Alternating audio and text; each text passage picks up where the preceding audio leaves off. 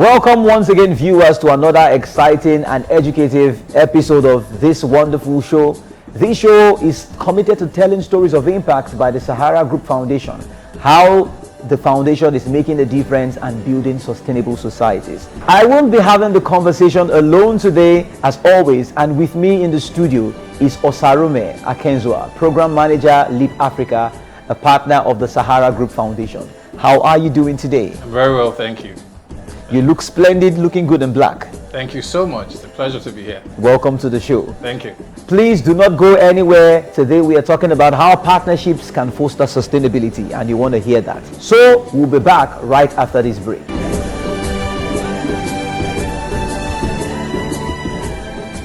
Welcome back. And like I said, with me today is Osarume Akenzua, the program manager of Leap Africa, and he's going to be sharing about how partnerships can bring about sustainability. So regarding what you do and your organization, can you tell us more about that?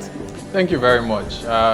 My organization is called Leap Africa, and interestingly, Leap is an acronym. A lot of people don't know, and it represents leadership. The E represents effectiveness, A for accountability, and P for professionalism. And for us, at the core of all that we do is bridging the youth leadership gap that exists on the continent. And so we like to say that Leap Africa is a youth development organization, not exactly your regular non-profit. And so all of our work is targeted at making secondary education work, because we know that the young people are the future. I mean, we've made it cliche, but we know that the youth bulge in Africa is growing and will explode in the next few years. So we want to be able to catch those young people young and be able to get them to understand and appreciate the role of leadership. We're not pleased with the type of leaders that we have generally on the continent today. And so for us at Leap Africa, it's important that we begin that education and development from an early stage to make people understand they don't have to wait for roles, titles, or positions to take responsibility and begin to lead. Amazing. You know, I don't think anything speaks sustainability more than, you know, harnessing the youth, especially with the huge youth human resource we have on the continent. Absolutely. So speaking about that, what are some of the partnerships, knowing that you work with the Sahara Group Foundation, what are some of the partnerships and the projects that are currently being implemented or have been done in time past that speak to this aspect of sustainability and development? Thank you. We, particularly on this partnership with Sahara, it's focused on entrepreneurs, because one of the things we found over the years is that African enterprises do not outlive their founders. And so we do not even have a lot of the businesses in Nigeria and on the continent going beyond the 6-10 year mark. And so for us, we try to make sure that we're bridging that capacity gap so that entrepreneurs can begin to learn the skills and put in place the right systems and structures. There's a book called Built to Last, so that they are actually built to last. And they can outlive their founders or their CEOs. Amazing. That's at the heart of the work that we do with the partnership with Sahara. There are quite a number of other partnerships that we've run over the years, you know, from working with secondary school students, especially in low-income communities, because we know that the numbers are dire. When you look at the statistics, they're not very encouraging about the number of students in secondary education who will proceed to university education. And so for us, it's a huge responsibility to take on, to ensure that even at secondary level, they're getting the right skills, the right competencies to be able to transition into employment or entrepreneurship, even if they don't get the chance to go to university. Wow, this is impact on another level, and I'm really excited hearing this conversation. Now, you said something built to last, and when it comes to that, nothing would speak better than an actual story to prove that concept. So does anyone come to mind that speaks directly to the impact that has been made by Sahara Group in collaboration with Leap Africa over the years? You know, I'm so pleased about this partnership with Sahara that we've enjoyed for the last 3 years. Interestingly, the partnership kicked off at a difficult time, which was the pandemic, the year of the pandemic, and we, through the partnership with Sahara Foundation, began to launch this particular program that's called the Social Innovators Program to West Africa. And so we had the first West African cohort, courtesy Sahara Foundation, in 2020 into 2021. And one of the really powerful stories that I came across with one of the fellows, because what happened was, it's the Social Innovators Program. Yes. It's targeting entrepreneurs on the continent or in Nigeria before then. And then we now had fellows who were sponsored by the Sahara Foundation, 10 of them. And there was a gentleman that we had the opportunity to visit. He had gotten an office space in one of the co-working spaces in Lagos. And what was his idea or innovation? It was that he realized there was a need for people in low-income communities to be able to get gas, cooking gas. Now, in Nigeria and some other parts of Africa, you know that there's the pay-as-you-go model. Yes. Which means that once your credit runs out, then you can top it up. Yes. You can recharge. And that was something that he came up as an innovation for cooking gas, because he realized that the price of gas was going through the roofs. Yes. And a lot of people in low-income communities could not afford it. Interesting. And so he thought, how do I bridge that gap for households in those communities so that they can actually cook based on the mega earnings that they get on a daily basis? For me, I think that was such a transformational innovation. And that's just one of so many. Interestingly, this was 3 years, because he was part of the first batch, the pioneer cohort. And 2-3 weeks ago, I was at an event, the Africa Social Impact Summit in Lagos, hosted by the Sterling One Foundation. And they had a segment of that summit where they were matchmaking entrepreneurs or innovators, as you like, with investors. And I had gone into the room to see one of our alumni on the program, and I bumped into the gentleman, the same guy who from 3 years ago, started this innovation. Yes. And it was just great to catch up and see that he's taking his innovation beyond the communities he was working with. Sustainability on another level. On another level. He's been able to expand to other states across the Federation. And he's also looking to go regional across the continent. So those sort of stories are very fulfilling. It brings it home. Very inspiring. Built to last. Built to last. And I think it's at the core of the innovations that we always look at in collaboration with Sahara Foundation is, who are those young men and women who are creating solutions in the most unconventional ways, and how can they be supported so that they could scale those innovations, and so that in the long term you are getting sustainability, sustainable development. This is truly brilliant and inspiring, because joining us through the life of this young fellow you mentioned, it already shows that there have been intentional strategies that have been employed to ensure this happened. And that will lead me to my next question, final question on this segment, before we go to the next segment of the show. But I really don't want our audience to leave this place without getting that meat. And this is it. What are some of those strategies that you've put in place alongside with the Sahara Group Foundation and the course of implementing to ensure that these businesses that plug into the Sahara Impact Fund actually live as those who are built to last? Thank you so much for that question. And I think one of the interesting things with the partnership with Sahara Foundation is that we've been able to explore other partners or other partnerships, if you like.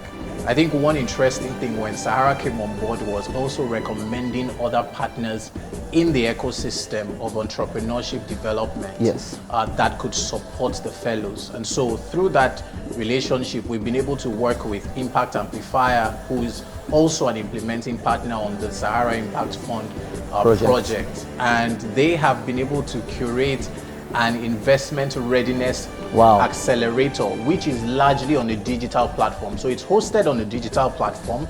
The fellows come onto the program, and then we onboard them on that platform. And so for them, they get through a 9-week accelerator program, going through modules by module. And the team at Impact Amplifier have been so supportive, because they also get coaches. So they're experienced and seasoned entrepreneurs themselves who come in and coach them on a weekly basis. So you're going through the digital learning modules, and then you're also having that interface with real human beings who are coaches, more experienced, more advanced, and you're able to learn and just have that ideation session with them. That has proven to be so valuable. Another thing that we've also done on this is introduce some other workshops. And for us at Leap Africa, I think one of the interesting things that we don't see workshops or training as one-time efforts, because these interventions have to be sustainable. If we're Yes. saying built to last, then there has to be sustainability Continuity. to whatever Yes. we're doing. So these workshops were embedded into the program design to say, how do we look at specific gaps or need areas and then tailor some sessions that are consistent over a 5 to 6 week period. And that led us to Accounting Lab, which is another partner again on this particular program, who takes them through how to run, we call it governance unusual. Oh. Because as you know, at the core of sustainable businesses is a corporate governance system that is robust. Because And it's the so- systems that actually give rise to sustainability on the long run. Absolutely. So those sessions complement each other and help the fellows to really get a lot of value from the experience. This year, one of the things we've also incorporated is how do they build their brand perception? Yeah. For a lot of innovators, they are always a bit, call it humility or timidness. They're usually quite hesitant about sharing the impact or innovations that they're coming up with. So we're putting those sessions in place to see how do we get them to really, really live this experience, and not to mention the mentorship. Yes. What is a program or a fellowship or accelerator Without mentors? mentorship? It's such a critical component for us. Even at Leap, running this program before we had Sahara on board 3 years ago, we've seen that time after time, the fellows have said, look, the mentorship and the workshops have been the most valuable part of the program. So these are partnerships that we're exploring. And for us, we're not resting on our oars, because we realize that the more, the better. If we have more partners on board. Because it takes an ecosystem of people with shared vision to be able to build sustainable societies. You know, talk sustainability, I don't think anything speaks louder than what you just shared. Well, our audience would agree with me, you've learned so much. And just to give a side note, the Sahara Impact Fund is open every year to bring social innovators, people who are committed to building sustainable societies and making the difference overall. So you heard the stories of those who have experienced change. You also want to be part of that, so look out for that. Next segment, Thorns to Roses.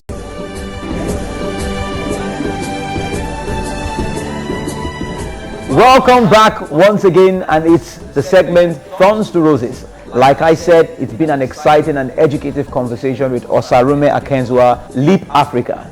Well, the question is, what are some of those situations in your life that you can look back to and say, you know, it was negative on the onset, but I can tell without a shadow of doubt, it was part of my journey to fulfillment, to blooming. It turned out great at the end of the day. Do you have one you want to share with our audience? I do. Thank you for asking. Okay. And I think it's such a story that I always love to share. Many years ago, when I had finished my secondary education, I decided I wanted to go and study abroad.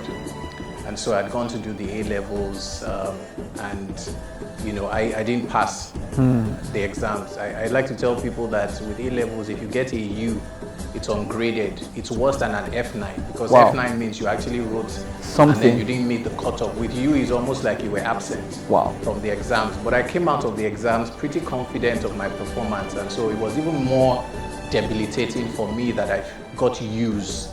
And I did it twice. You know, the second time I managed to move from U's to E's, and then they withheld one of my results. And at that point, it was one of the low ebbs for me, because I thought, really, I doubted myself. I doubted my capacity. And, you know, I thought, again, I had applied for my visa, I was rejected, I had to defer my admission. A lot of people don't know this, but my colleagues in secondary school were actually finishing university when I was getting into university. So I had to defer my admission about 2-3 times because my visa kept getting rejected. And so when I got the breakthrough with my visa, I went to England to study. And I couldn't go into my first year because I didn't have my A-level results.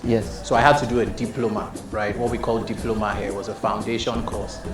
And I think that was such a pivotal part of my life, because I got all straight A's in my foundation course. And that was the beginning of another phase, which was I then began to believe in myself that I wasn't dumb after all. Coming from getting ungraded results, like almost you didn't see the exam, to getting straight A's. And apparently the college where I did my foundation had approached me to say they wanted to put me on the brochure. Wow. Just to showcase my performance. That was a tipping point for me, moving from where I felt completely hopeless and in despair that I couldn't achieve anything much. Yeah. And so I went in and you know, I was this close to actually going to study medicine because it was so good that, you know, my tutor then said I should go and do medicine. Wow. You know, and then somehow, you know, I lost another year again because I went into doing a science course, but then I found that I needed to go and toe the line of law. So a lot of people also don't know that I practice law. Well, I didn't practice. I was trained as a lawyer. Yeah. And then I was called to bar in Nigeria, actually 10 years ago. Yeah. But I decided, you know, there was a greater call for me here in Nigeria when I came to do law school, and that's led me through my journey in the development space. So I think this is something that I hope somebody who's watching can relate to say that there are phases in life, and sometimes you lose, sometimes you fail, but I always say, and I learned from a mentor who says that failure is not in itself finality. It's a process, it's a stage. And so if you failed, it's important that you think about what to do next rather than just, you know, completely give up. So that's my story, and I hope that it does inspire someone. Thank you so much, Osarume. You know, you said failure in and of itself is not finality, it's just a stage. Thank you for sharing this inspiring story. Thank you. Thorns to Roses. And thank you for sharing everything which I believe our audience will take away as building partnerships that can lead to sustainability. Thaning you for having me. It's been a pleasure having It's been a pleasure. It's been a pleasure as well. All right, we've come to the end of this episode of the show, and we look forward to having you again next time, because we are not going to stop at anything until we'll give you all the substance you need to make a difference in your world. So to our audience, you would agree with me, it's been an educative and inspiring conversation. So join us again where we'll have more guests who are going to bring more substance and more inspiration on how we can build sustainable societies. I remain your host, Damilola Praiseworth. Take care.